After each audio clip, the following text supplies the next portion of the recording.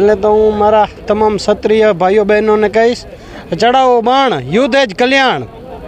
હવે કોઈ પણ સંજોગોમાં છોડવાનું થતું નથી.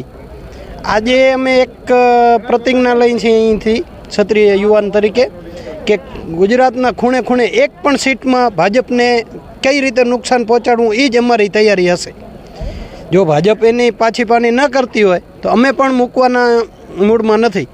એક જ ઉમેદવાર જો ન બદલાવી શકતી હોય, આટલો અભિમાન રાજા રાવણનું પણ ટક્યું નથી, તો આ તો એક નાનો એવો પક્ષ છે ને એને તમામ રીતે અમે લડી લેશી. અને અત્યારે આ ભીડ જોઈ શકો છો આ હોટલમાં, એ ખાલી કચ્છ જિલ્લાની પબ્લિક છે. આવા તમામ જિલ્લાઓમાંથી અમારા યુવાન ભાઈઓ, માતાઓ, બહેનો, વડીલો તમામ જેટલા પણ બની શકે એટલા આવ્યા છે. એટલે આ જોઈ શકો છો સ્વયંભૂ, કોઈને પણ અમે ઘરે તેડવા નથી ગયા, પોતાની અસ્મિતા માટે, લડાઈ માટે. અને કોઈ દી ક્ષત્રિય સમાજે એમ નથી કીધું કે ભાઈ અમને આમ આપો, એના માટે લડાઈ નથી. આ અમારા સ્વાભિમાનને બચાવવા માટેની લડાઈ છે.